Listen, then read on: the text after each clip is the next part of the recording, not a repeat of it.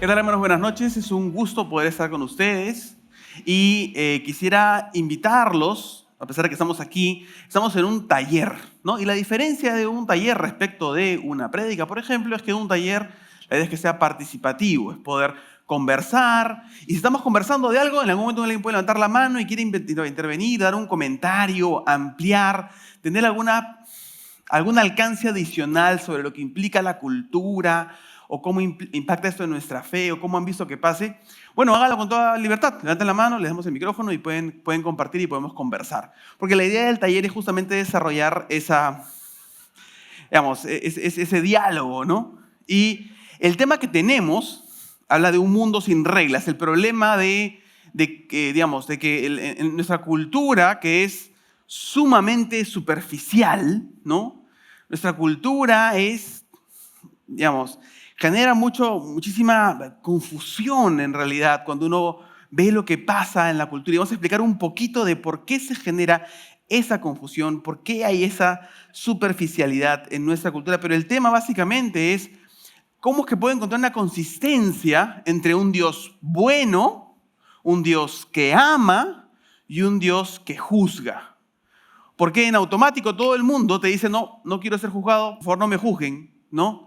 Pero frente a un Dios que juzga, en automático los presupuestos saltan diciendo, ¿sabes qué? Esto no me parece. Y hay un video que es súper interesante, a mí me gustó mucho, porque habla acerca de esta idea de reconciliar lo que es la bondad de Dios y cómo podemos verla a la luz de lo que piensa la sociedad. ¿De acuerdo?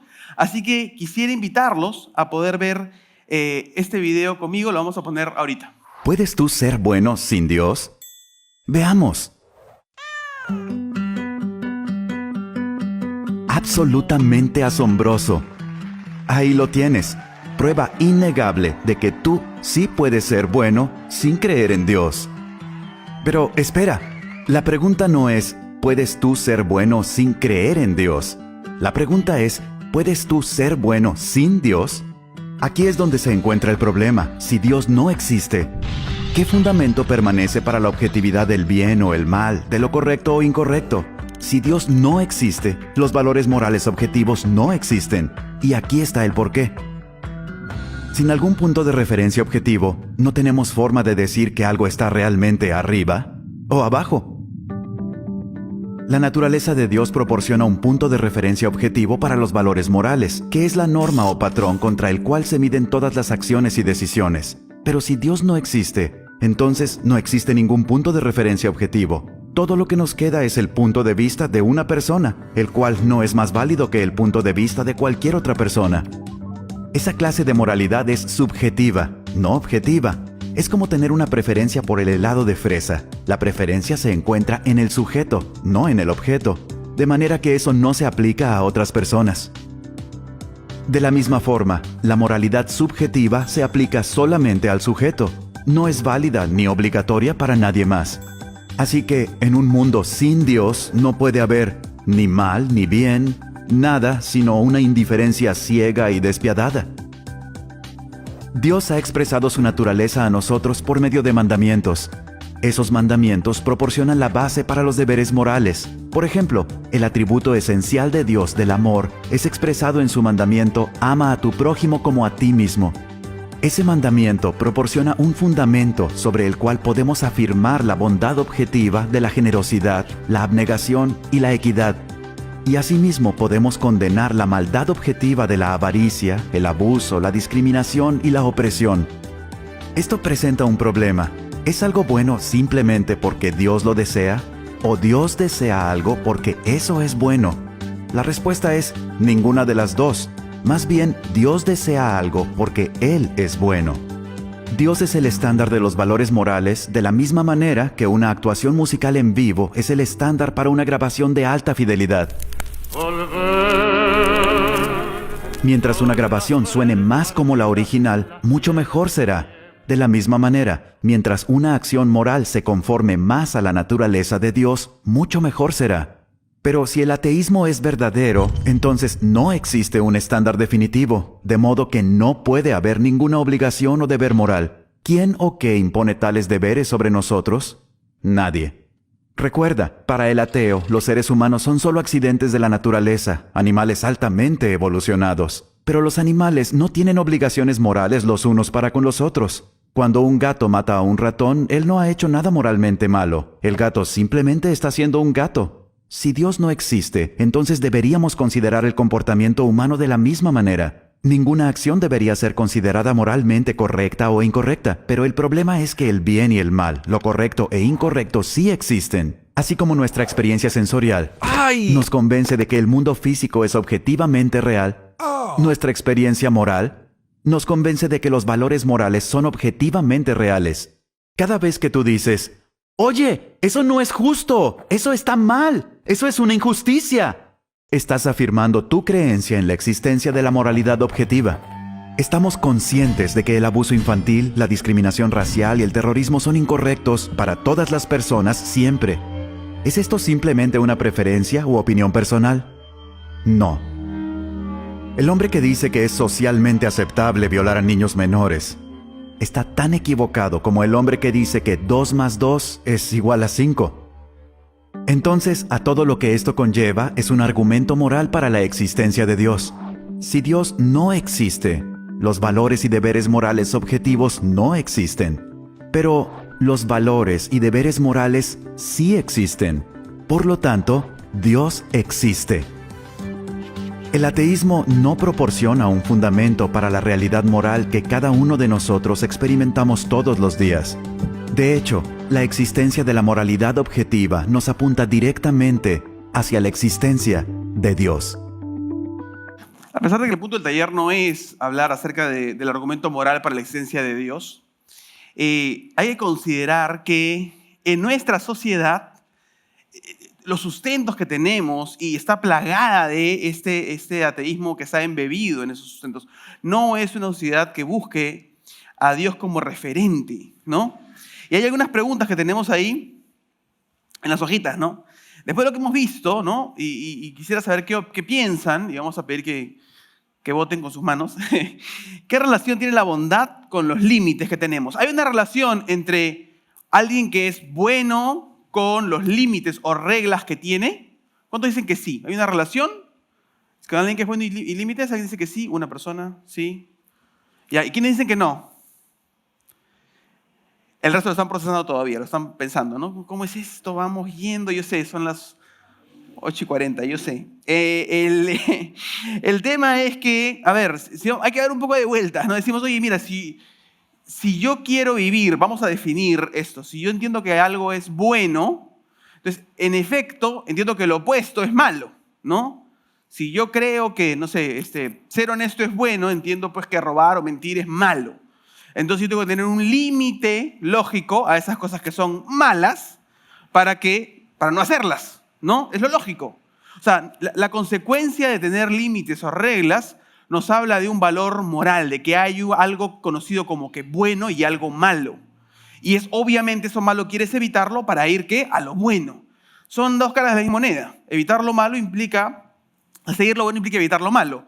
Y por lo tanto, cuando el Señor nos pone reglas en su palabra, no es una expresión de su naturaleza, de que Él es bueno y quiere que andemos conforme a esos estatutos, porque eso es bueno también para nosotros, ¿no? Pero obviamente la cultura no ve así las cosas, no es tan fácil. Dice, y la pregunta típica, oye, pero ¿cómo un Dios bueno, amoroso, puede mandar a gente al infierno, ¿no? O puede permitir que la gente se haga tanto mal en el mundo, ¿cierto? Dejemos esta pregunta ahí, ahorita vamos a ir por ella. Entonces,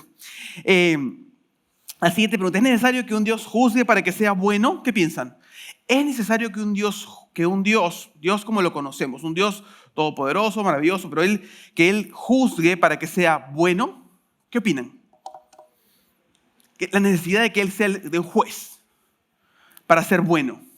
¿Sí o no? ¿Quiénes dicen que sí? ¿Sí? Gracias. ¿Quiénes dicen que no? ¿Ya? El resto sé que lo están procesando, yo lo sé. ¿Ya? Y lo que pasa es que tenemos una percepción a veces tan humanista que vemos el juicio como algo de por sí malo. Y es cierto, nosotros no somos jueces de las personas, ¿de acuerdo? Entendemos que el juez es Dios, pero justamente cuando se aplica a Dios, es necesario que Él juzgue cosas buenas y cosas malas. Es necesario que Él haga un juicio. ¿Por qué? Porque si no, ¿qué les parece si un Dios bueno que permita o deje libre o deje sin castigo a las personas que han hecho mal? ¿Tendría sentido? Es como que venga alguien que, o sea, si yo tengo la posibilidad, si yo soy un Dios todopoderoso, bueno, entonces tengo que juzgar las cosas correctamente porque es parte de lo que soy. Entonces, no tendría mucho sentido que un Dios diga, bueno, es culpable, sí, pero ya no importa, ¿no? Pobrecito.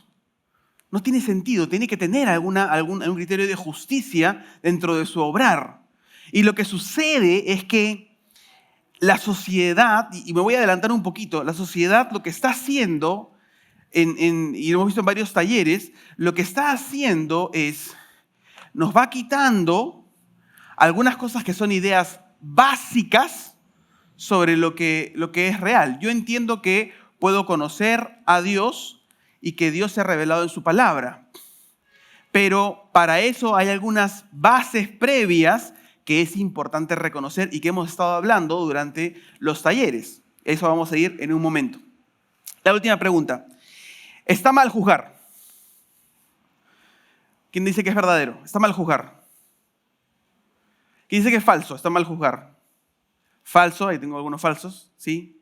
Otros no digan que sean falsos, sino han dicho que es falso, otros que es verdadero. Pero si yo digo, está mal juzgar, estoy juzgando, ¿no?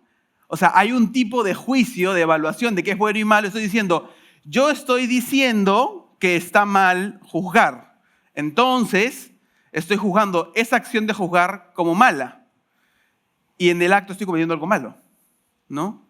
Entonces, es complejo el tema y por eso es que quisiera ir un paso más allá y hablar de, por ejemplo, esta pregunta que muchas veces nos podemos hacer frente a una realidad objetiva. Decimos, oye, ¿quién soy yo para juzgar a alguien? ¿Quién soy yo para juzgar estas cosas? ¿Quién soy yo? Y esa es la típica, ¿no? Y es más, te dicen, ¿y quién eres tú? ¿No? ¿Quién eres tú? ¿Quién soy yo? Y te das cuenta que esas cosas nos ponen en jaque, porque tú puedes decir, oye, parece que esto está mal, y dices, oye, no, pero ¿y quién eres tú para hacerlo? Y en automático nos deja como que en pausa, ¿de acuerdo?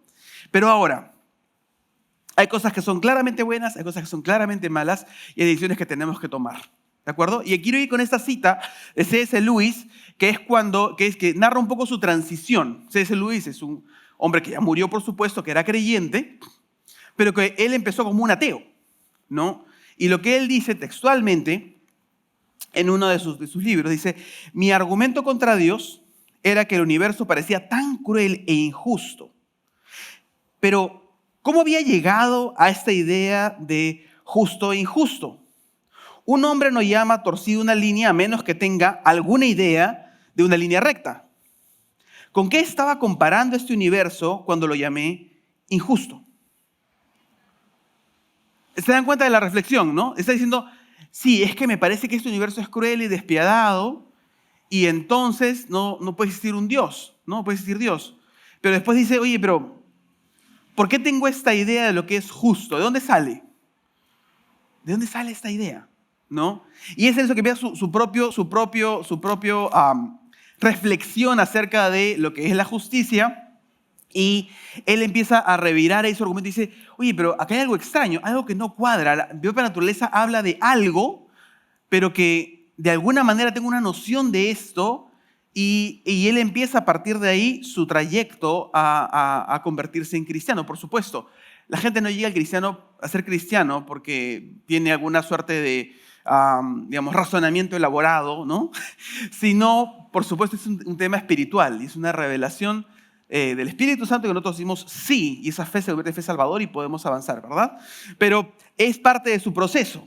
Y por eso quería ir al tema de juzgar, porque es clave que como cristianos tengamos claro el tema del juicio. ¿Podemos juzgar nosotros, sí o no? Mateo 7, que es curiosamente en el taller de la tarde, se hablaba de Mateo 6 acerca de buscar el reino de Dios y su justicia, ¿sí? Y ahora estamos pasando al siguiente capítulo, versículo 1, capítulo 7. Dice, no juzguen para que no sean juzgados, porque el juicio con que ustedes juzguen serán juzgados y con la medida que midan se les medirá. Porque ¿qué miras la mota que está en el ojo de tu hermano y no te das cuenta de la viga que está en tu propio ojo? ¿O cómo puedes decir a tu hermano, déjame sacarte la mota del ojo cuando la viga está en tu ojo? Hipócrita, saca primero la viga de tu ojo y entonces verás con claridad para sacar la mota del ojo de tu hermano. Entonces, ¿qué dice este pasaje? No debemos juzgar. No podemos decir nada a nadie. Adelante, ¿qué opinión tiene usted? ¿Ya? Podemos jugar con el Espíritu Santo. ¿Ya? Me gusta esa idea, es interesante. ¿Alguien más tiene otra opinión? Vamos al pasaje, ¿de acuerdo? Porque el Señor lo que está haciendo es da un enunciado y luego lo explica, ¿de acuerdo? Porque en efecto en Juan habla de juzguen con justo juicio. Entonces uno dice, entonces, ¿qué hacemos? ¿Juzgamos o no juzgamos? Total, ¿no? En el pasaje paralelo en Lucas 6, habla de no juzguen para que no sean juzgados y no condenen y no serán condenados. Entonces, está dando ahí una noción de lo que quiere decir. Está hablando de este juicio que busca condenar, ¿de acuerdo? Es ponerte en el rol del juez. Entonces, claramente, ese no es nuestro rol. Ninguno de nosotros somos jueces de otras personas, somos jueces, o de repente algunos se dedica, es juez por vocación, por carrera, por lo que fuera, pero hablando en terreno de personas, en relaciones, yo no tengo que tomar el rol de quien es juez, porque el juez, ¿quién es? Es Dios, ¿cierto? ¿De acuerdo? Entonces, primera esta noción, pero la segunda es bien interesante porque lo empieza a explicar y le dice, hipócritas, les dice, ¿no? Ustedes están viendo, queriendo quitar la mota, la paja en el ojo ajeno y no ves la vida que tienes en el tuyo. Entonces, de lo que está hablando es de que nosotros no podemos juzgar de esta manera hipócrita sin examinarnos a nosotros mismos o quizás buscando justificarnos viendo los errores del resto. Ah, esta persona tal cosa, esta persona tal otra, esta cosa así, ¿no? Y sobre pretexto de no sé qué, sacamos la mugre a la gente, ¿no? No, ¿qué tal? Sí, no, vamos a orar por... No, pero a veces el problema es que somos duros y buscamos enfocarnos en los defectos de los demás sin primero nosotros examinarnos a nosotros mismos, teniendo vigas en nuestro ojo. Pero lo que dice la palabra es hermoso, porque dice, saca primero la viga de tu ojo y entonces verás con claridad para sacar la mota del ojo de tu hermano. O sea, el tema no es simplemente nunca saques la mota y dejes que todo el mundo se quede con su mota en el ojo, ¿no? No dice el pasaje que se queden con su mota en el ojo, tú dedícate a todo lo tuyo. No dice eso. Dice, primero tú, o sea, cada uno en personal, reconoce bien quién eres, tus defectos, lo que has hecho, tus propios problemas, tus propios pecados, la decisión de tu vida, y con esa humildad delante de Dios puedes acercarte a otra persona. ¿Para qué? Para ayudarlo. Entonces, cuando hablamos de que podemos juzgar, y está enfocado a lo que comentaba mi hermano, el Espíritu Santo, es yo no estoy buscando juzgar para justificarme a mí, para condenar a nadie, personas, sino yo puedo evaluar y discernir qué cosa es lo bueno, qué cosa es lo malo. Lo aplico a mi vida primero y luego en amor busco ayudar a mi hermano. En el pasaje de Gálatas 6:1 es lindo. Dice, hermanos, aun si alguno de ustedes ha aprendido alguna falta, ustedes que son espirituales, Espíritu Santo, ¿no? Restáurenlo en espíritu de mansedumbre, mirándote a ti mismo, no sea que tú también seas tentado. Es que la actitud es esa. Yo no voy a cuadrar a la gente y decirle sus verdades a todo el mundo, como si fuera lo que sea. No, yo lo que tengo que hacer es aproximarme y en amor decirle, oye, mira, me parece que esto no anda bien. La Biblia dice, fieles son las heridas del que ama. Y hay que hablar la verdad en amor cada uno con su prójimo. Y lo que nos llama es a tener ese tipo de amistad. Esa amistad que digamos acá, los jóvenes y muchas personas tienen, que puedes agarrar y decirle a un amigo, oye, no seas torpe, o algo peor, ¿no? No seas, ¿no? Tonto. O sea, ¿por qué? Porque amas a esa persona, ¿de acuerdo? Entonces, el tema es cuidar mucho porque nuestra intención, nuestro objetivo, no debe ser el hecho de yo querer sentirme mejor, sino en espíritu de mansedumbre, porque entiendo que es lo que Dios quiere, porque entiendo que yo también puedo caer en lo mismo o peor, busco ayudar. Entonces, el juicio, si es que cabe la palabra de un cristiano, no está enfocado en la persona, en ubicar a la persona, en condenarla, sino más bien en ayudar, porque yo discierno qué cosa es bueno y qué cosa es malo, y como tú andas en algo malo, yo te quiero ayudar. Adelante, hermana.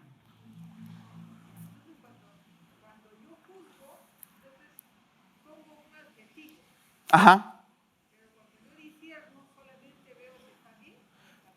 Claro. Un poco la lógica sería, yo me doy cuenta que hay una acción que claramente en la palabra dice esto no.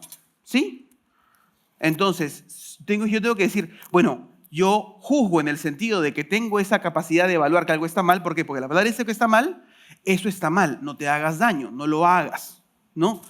Pero mi tema no es enfocarme en la persona para decirle, tú eres esto, ¿no? Ese no es el tema, sino es, oye, tú estás haciendo esto y esto está mal. Y por amor te lo digo para que no sigas andando mal. Hermano.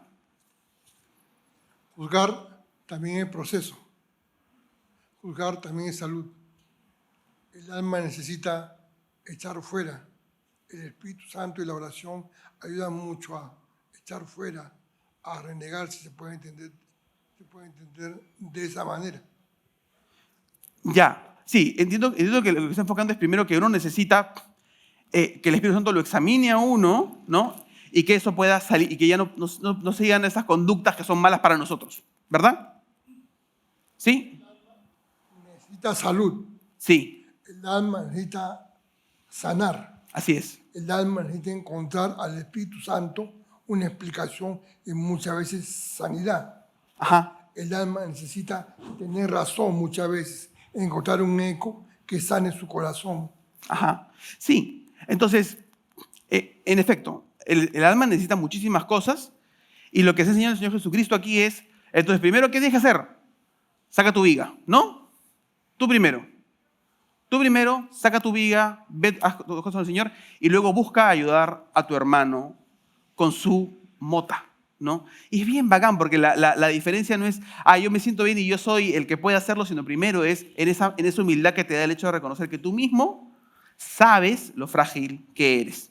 ¿De acuerdo? Entonces, este juicio para evaluar lo bueno y lo malo, aplicarlo primero a mí y luego buscar ayudar a otros, sería ese juicio, ese aspecto del juicio que podríamos hacer los cristianos.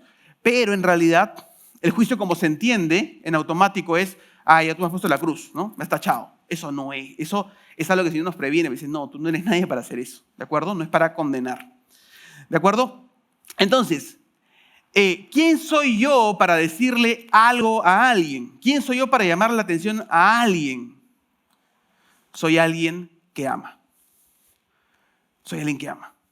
Entonces mi motivación es que yo amo a esa persona y por lo tanto yo voy y le digo eso.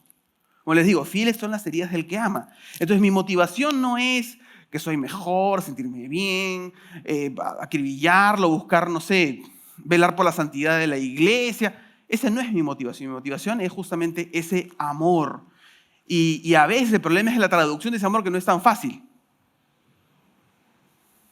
Pastor, algo que me estaba dando cuenta es que yo creo que acá hay también mucha sabiduría de parte de Dios en este consejo de primero sacar nuestra viga, porque seguramente que en ese ejercicio de sacar nuestra viga nos vamos a dar cuenta de muchas cosas que estábamos haciendo mal y ya cuando se lo digamos a otra persona le vamos a decir, oye, yo estaba haciendo esto y me iba mal o me di cuenta que estaba mal. Y creo que eso va a tener más fuerza para la otra persona, ¿verdad? Sin duda, sin duda.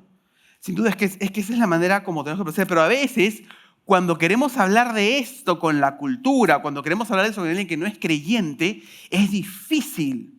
Porque es como que trabajáramos en dos frecuencias. Ustedes si ven el Evangelio de Juan se dan cuenta que el Señor Jesucristo habla en una frecuencia y le responde en otra cosa, ¿no? O sea, Él habla en FM y le responden en AM, ¿no? O sea, bueno, para los más nuevos, es como si hablar en un idioma y te responden en otro idioma, ¿no? Porque siempre habla como en una dimensión mucho más profunda.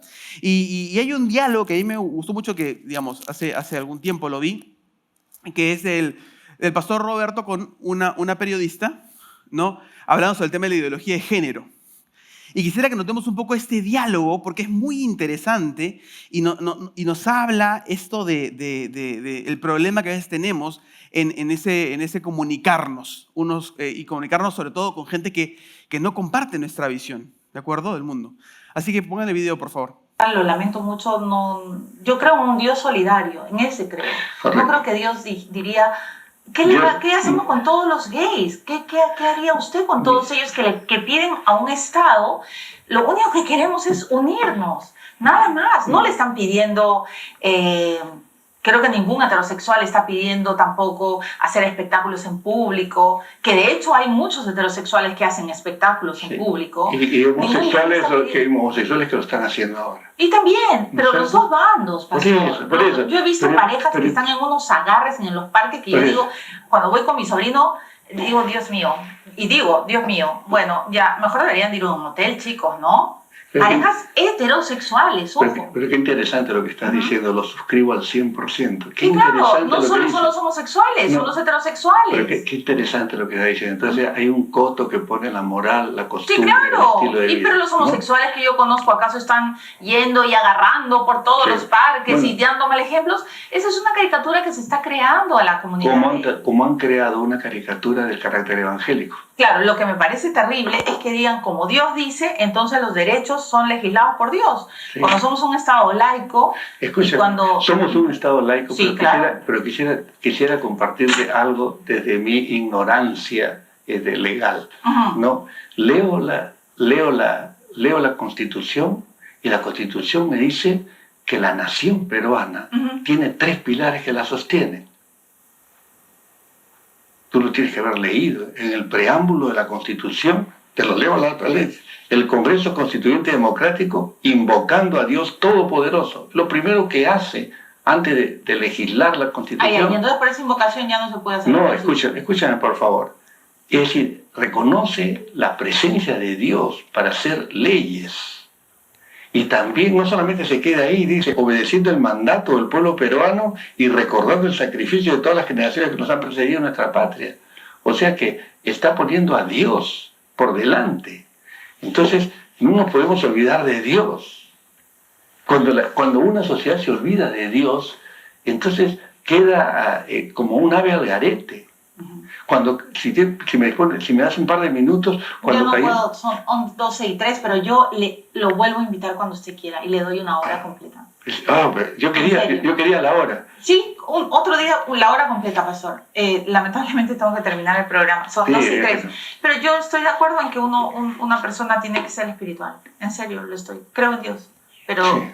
Nuestros dioses son distintos. Ahí creo que estamos en grandes diferencias. El Dios en el que yo creo no abomina a la gente. Pero este Dios no abomina a la gente. Usted está diciendo que los tienen que ser reversibles, entonces por lo tanto los abomina. Lo que te estoy diciendo es que abomina la práctica. Pero por lo mismo, ¿quién practica en la persona? No lo practica un ente etéreo. Pero escúchame, por favor. Es curioso porque se queda ahí en la entrevista, porque él le sigue diciendo y él ha querido decir varias cosas, pero no ha podido seguir con la discusión acerca de, oye, pero Dios solo hay uno, él abomina al pecado, pero ama al pecador, y no ha podido desarrollarlo porque no había esa posibilidad de diálogo, porque ya tenía claro lo que sabía, y está bien, ¿no? La periodista estaba enfocando su entrevista como entendía que tenía que hacerlo, pero es difícil, porque tú le hablas de un Dios que abomina el pecado, abomina estas prácticas, pero que ama al pecador, ama a toda persona, ¿no? Y Jesucristo es el reflejo de ese amor de Dios por la humanidad. No entiende, ¿no? Es difícil ese diálogo, porque finalmente para ella tiene un Dios, o tiene otro Dios. Yo creo en otro Dios. ¿Y sobre la base de qué? No importa.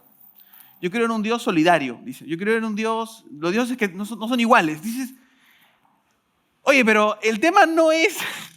O sea, es fácil darse cuenta, oye, pero si hay un solo Dios, alguien tiene que estar mal.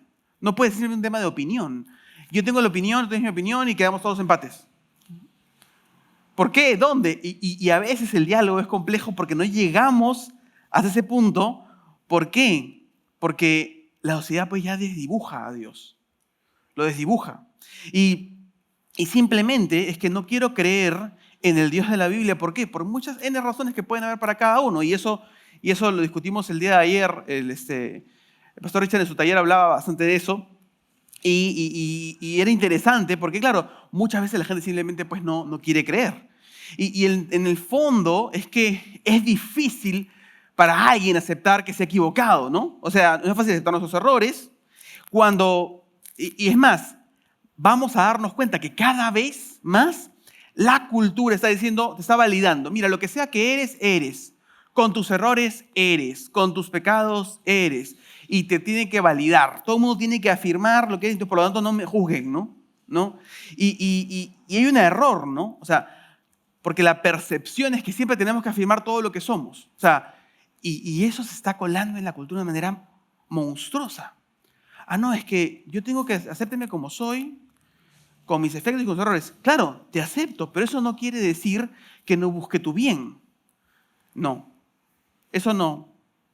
Y finalmente, lo que está en el fondo de todo esto es un poco lo que decía Nietzsche hace varios años. ¿Alguna interrupción? ¿Sí?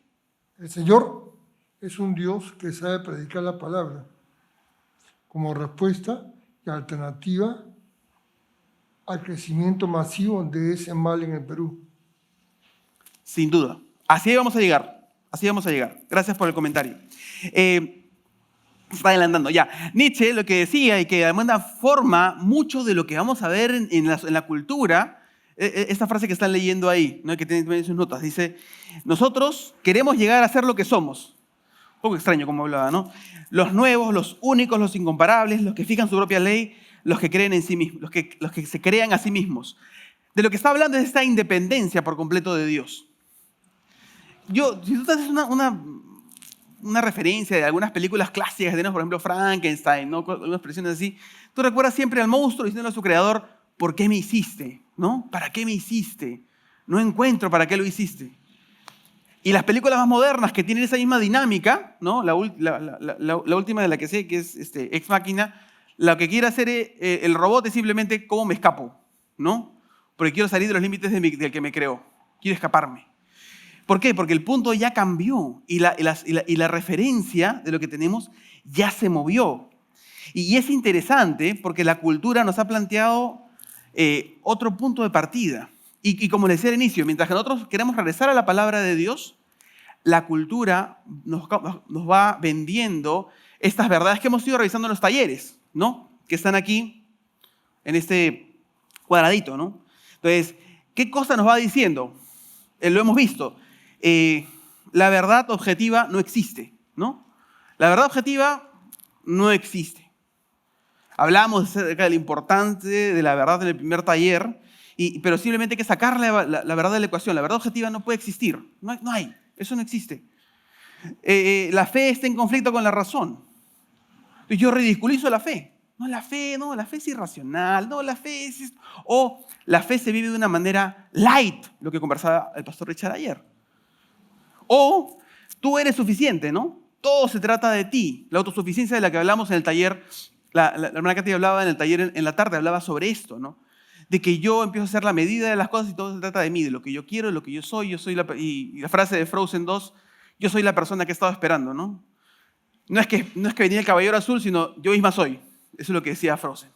O Elsa, no sé quién de las dos es, la verdad, yo no sé mucho de eso. Pero la idea en la cultura de lo que está plagado es, tú solo te necesitas a ti mismo, ¿no? Escúchate y vas a poder llegar, ¿no? Y poco a poco se va vendiendo, se va metiendo más eso en la cultura. Y finalmente, pues nadie me juzga. Nadie tiene por qué juzgarme.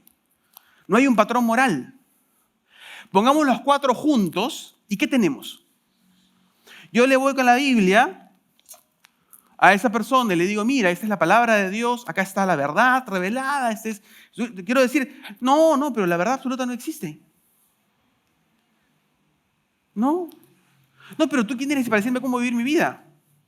No, pero si lo que yo siento es lo que me define y debo afirmarme. Y poco a poco crecen, incluso, digamos, desde pequeños podemos crecer y podemos estar viendo todo eso en la cultura y recibirlo. Y claro, también tenemos los principios de la palabra. Pero ¿qué sucede? Son dos diferentes fuentes. Y una busca socavar cualquier tipo de verdad absoluta. Cualquier cosa que no sea afirmada por tus emociones o sentimientos. Y la cultura empieza a ser esa cosa rara.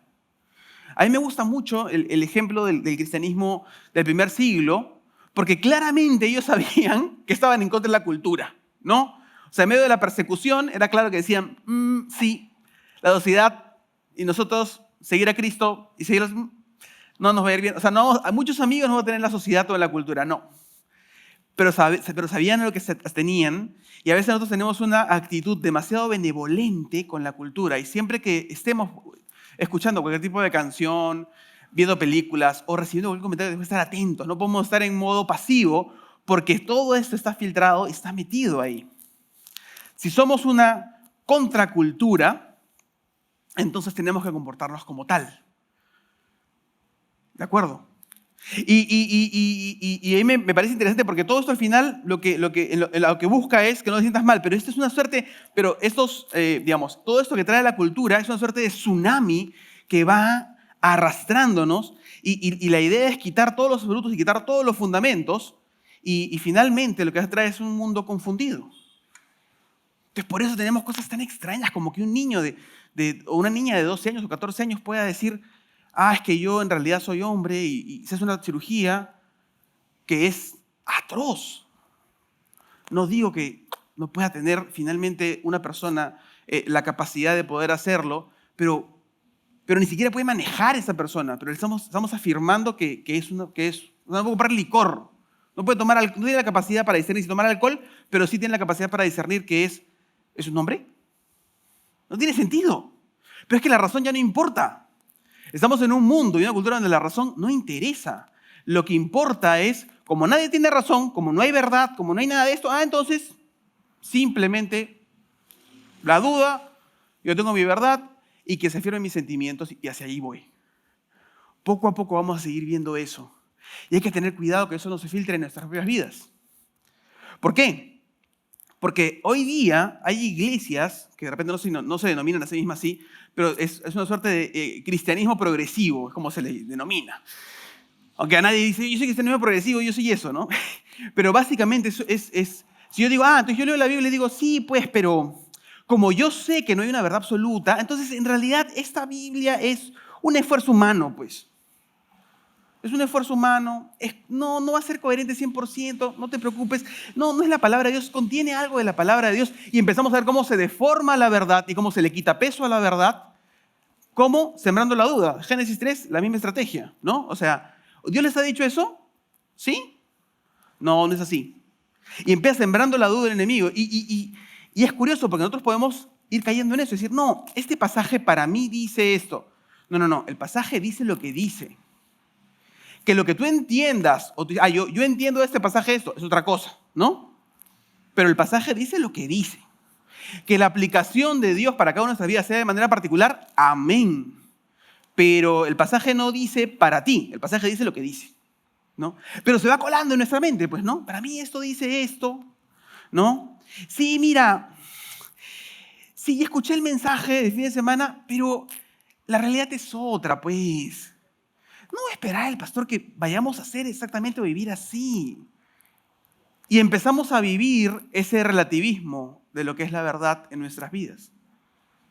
Solapado, ¿no? Sí, está ahí, pero no pues. No, en el mundo real no funciona. No, esto es... ¿Y qué pasa? Pasa lo que ya hemos comentado. La fe se torna una fe light. En el primer taller hablábamos acerca de la verdad y lo importante que es centrarte en la palabra de Dios. Y en el segundo taller cuando hablábamos de que la fe se puede tornar una fe light, una fe ligera, una fe en la que sí, pues, sí creo, pero sin exagerar. ¿Sí? Entonces, el tema es que en el fondo no estoy creyendo y tenemos que tener cuidado en nuestro acercamiento a la palabra de Dios. Si es que vamos a perseverar, necesitamos acercarnos a la palabra de Dios como lo que es y algo que es aplicable y necesario para nuestras vidas. Si nosotros cedemos a la tentación de, sí, pero no mucho, no, por ahora no, en el fondo, ¿qué estamos diciendo? ¿Sabes qué, Dios? Sí, esto es lo bueno, pero yo creo que tengo una mejor opción. Tal cual la cultura. Y no solo eso, ¿no? Sino, digamos, lo que yo creo es que no, es que el objetivo de la palabra de Dios es que debe afirmarme a mí, ¿no? Y la verdad es que hay cada libro escrito ahora que es una cosa terrible, terrible, ¿no? Justo el taller de la mañana, nuestra hermana Katy hablaba de esta idea de querer buscar ser la mejor versión de uno mismo. ¿En serio? ¿No? ¿La mejor versión de mí? Somos llamados a reflejar a Jesucristo y yo quiero ser la mejor versión de mí. Somos llamados a experimentar la vida del Espíritu Santo en nuestras vidas con esa potencia, con ese poder, con esa vida maravillosa. ¿Y quiero ser la mejor versión de mí? ¿En serio? ¿Verdad que es absurdo? Pero es que se va colando, ¿no? Y el pecado, y créanme, ahorita hay iglesias, entre comillas, cristianas, porque no son cristianas, donde dicen, no, es que el pecado no es algo importante, lo importante es afirmarte. Es que recibas amor y aceptación. Sí, claro, Dios quiere darte amor y aceptación, sin duda. Pero el pecado es destructivo y es esclavizante. Y Dios no va a permitir que tú vivas esclavizado del pecado y quiere darte santidad, ¿cierto? Y practicar la justicia. ¿Por qué? Porque eso es bueno para nosotros. Entonces chocan los mundos, pues, ¿no?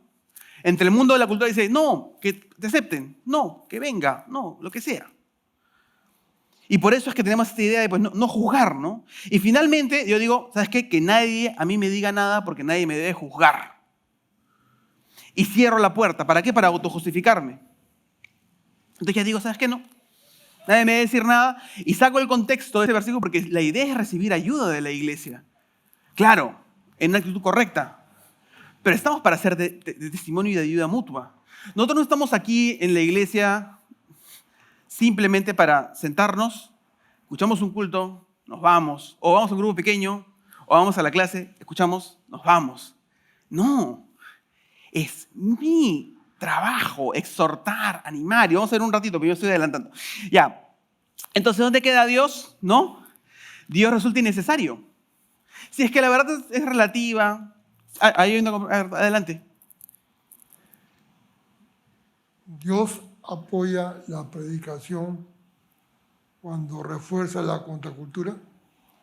Dios apoya la predicación. A ver, la predicación de la palabra de Dios siempre tiene que estar centrada, por supuesto, en el análisis de lo que dice la palabra dentro de su contexto. ¿Cierto? Y por supuesto, si es que hay algunos valores de la cultura que son compartidos, está bien. Pero, y es importante, y es el punto importante, es nosotros no leemos o releemos la Biblia o interpretamos la Biblia a la luz de la cultura y decimos, a ver, la cultura me dice esto, voy a intentar releer y ver cómo es que cambio el contenido. No, sino es, yo miro esto dentro de su propio contexto, a partir de eso saco los principios de la palabra de Dios que son inalterables, que no se mueven, y esos son los que tengo que predicar. Si la cultura que vigente en mi tiempo está digamos, yendo en esa dirección o no, eso es un segundo plano. Si está yendo en contra de los principios de Dios, bueno, finalmente los principios eternos de Dios siempre se van a cumplir, ¿no? Yo suelo decir, ¿no? Los principios de Dios, yo no puedo vulnerar los principios, ¿no? Yo no puedo romper los principios me rompen a mí, ¿no? Y cualquier cristiano que haya caminado un poco en algún momento en desobediencia en un área de su vida se da cuenta que en un momento esos principios te rompen y te quiebras. Y tienes que ajustar tu vida a lo que Dios dice. Porque no hay opción, ¿no? Entonces, en efecto, la predicación de la palabra tiene que ser en base a lo que está escrito, no a la cultura vigente, ¿no?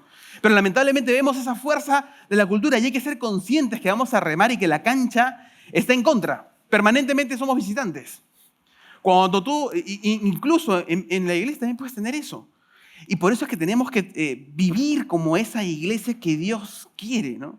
Y a lo que quería regresando al tema era, si tenemos una verdad que no es objetiva, no puede ser conocida, ¿no? Que no existe la verdad, si la fe es algo irracional, o es algo débil, o es light, o es simplemente, escucho, pero no hay mucha constancia con mi vida, si es que yo soy suficiente y me manejo solo y puedo ser feliz a mi manera, y eso es lo que importa, y si nadie me debe juzgar, entonces Dios no es ni siquiera necesario. O sea, la discusión no es qué tipo de Dios es Dios o cómo es Dios, sino Dios es innecesario. No es una discusión que yo quiera tener. Hacia ahí va la cultura. Y por eso es triste, porque nosotros dejamos que esa cultura vaya permeando nuestras mentes para los que tienen hijos, la mente de sus hijos, y si no tienen, si tendrán en un momento, pero hay que tener cuidado de que eso no permee mi mente. Porque ha sido súper astuto el enemigo al meterse en la cultura y quitar estas cosas básicas que hacen que, pues claro, entonces la palabra de Dios no hay nada que aporte porque finalmente no puedo estar seguro de nada. Hay que tener cuidado porque eso va permeando nuestras mentes. Entonces, es importante saber, bueno, entonces, ¿qué puedo hacer? ¿Qué podemos hacer? ¿No? Y quisiera ir a este pasaje maravilloso que está en 2 de Timoteo 4, seguro que muchos lo conocen, que es fantástico, ¿no? Es el apóstol Pablo hablando con Timoteo y le está dando esas últimas cosas que quería decirle porque él sabe que sus horas están contadas. Si tuvieras la certidumbre en el Señor, ¿no? De que tus horas están contadas, ¿qué dirías? ¿Qué le dirías al que trabajó contigo? Entonces, estas cartas pastorales y lo que está diciendo es sumamente relevante porque está hablando de lo que va a pasar y quiere que Timoteo que se dé cuenta. Así vamos a ir por orden. Los primeros 2 versículos dicen, en la presencia de Dios y de Cristo Jesús, que ha de juzgar a los vivos y a los muertos, por su manifestación y por su reino, te encargo solemnemente. Predica la palabra, insiste a tiempo y fuera de tiempo, amonesta, reprende, exhorta con mucha paciencia e instrucción. O doctrina, como dice la Reina Valera. Y de lo que está hablando es esa importancia, ¿no? O sea, la verdad es importante. Lo que dice la palabra es importante. Y lo que está diciendo es, te encargo solemnemente, ¿no? Y habla de la manifestación de Jesucristo, también habla de su reino. Sobre el tema del reino no voy a hablar mucho porque ya se discutió en el taller de la mañana. Si no lo pudieron ver, por favor, lo vamos a dejar a su disposición en algún momento. Vean los talleres que hemos tenido durante toda la serie porque son muy buenos. Entonces, el tema aquí es, oye, esto es importante y le da el peso de lo que tiene. Y a veces nosotros no tenemos la capacidad de valorar y de ponderar lo importante que es el hecho de tener acceso a la palabra de Dios y que Dios nos pueda hablar. Hay una intervención, adelante. Buenas noches. Sí. Yo me identifico como evangélico en mi centro de labores y bueno, en estos tiempos en que vivimos, muchos nos critican por nuestra posición conservadora dentro de lo que vivimos en esta sociedad. Es decir, a veces me dicen, oye, ¿y por qué se sale o se protesta cuando hay un tema de ideología de género? ¿Y por qué no se sale cuando hay estos temas de corrupción que están por todos lados? Su postura es muy conservadora, o es que solo es la oración. Y bueno, en parte, ahí como que tocan con una aguja bien profunda, ¿no? Excelente pregunta. Muchas gracias. Muchas gracias por tu comentario. ¿Por qué? Porque es cierto que a veces no entendemos claramente el rol que tenemos, ¿de acuerdo? Y vamos a ir ahí hacia el final de este pasaje. Prometo llegar a ese punto. Porque es cierto, los cristianos tenemos libertad para manifestarnos en la manifestación que entendamos que Dios nos permite estar de acuerdo a nuestra relación personal con Él y sabiendo que no vamos a transgredir ningún principio bíblico, ¿no? O sea, no somos libres para ir a quemar carros, eso no podemos hacer, ¿cierto? Pero sí podemos manifestarnos mientras que se cumplan los principios bíblicos en nuestra vida y podamos avanzar tranquilamente, ¿cierto? Pero esa es solamente una parte, y es una parte, creo yo, pequeña y que debería ser más desarticulada. Hay una parte más importante que está en este pasaje, y vamos a llegar a él, lo prometo. Entonces, lo que le dice Pablo a Timoteo, dice, oye, predica la palabra, insiste a tiempo y fuera de tiempo, amonesta, reprende, exhorta con mucha paciencia e instrucción. Entonces, esta parte de, oye, amonesta, no suena cómodo, ¿cierto? Si yo le dije a ustedes, amonesten. Oye, no, esto no. ¿Cómo voy a amonestar? No, ¿a quién voy a amonestar? Eso no. Reprende, ¿no? Exhorta. Ves que el principio no es, y es que tenemos a veces estas palabras, las entendemos mal, no es simplemente que yo lo hago porque se me ocurre o porque quiero controlar la vida de las personas, sino es porque es claramente lo que Dios quiere. Entonces yo voy y lo hago. ¿Por qué? Porque amo. Y yo tengo que amonestar a alguien, sí, voy y lo hago, en amor. Quiero exhortar a alguien, voy y lo hago, en amor. Y por eso es que los creyentes somos llamados a vivir de una manera activa nuestra fe. Activa. Oye, tengo a alguien de al lado. Ya, yo tengo una responsabilidad delante del Señor por mi hermano. Estoy en un grupo pequeño. Ya, sí, hay un guía, está bien. Pero cada creyente es un discipulador. Cada creyente es alguien que tiene que tener un rol activo. Y nuestra iglesia lo que busca es que seamos discípulos. ¿Y qué cosa? Hagamos discípulos, ¿cierto? Y hay que hacerlo. Porque si nos quedamos con el declaración de la misión de la iglesia aquí, pero no baja nuestra vida, entonces no pasa nada. Y lo que le está diciendo, y tienes que hacer esto, ¿no? Y dice, con mucha paciencia, instrucción, como ese fundamento que es, oye, tienes que tener paciencia para mantener el curso de acción y seguir haciendo lo mismo.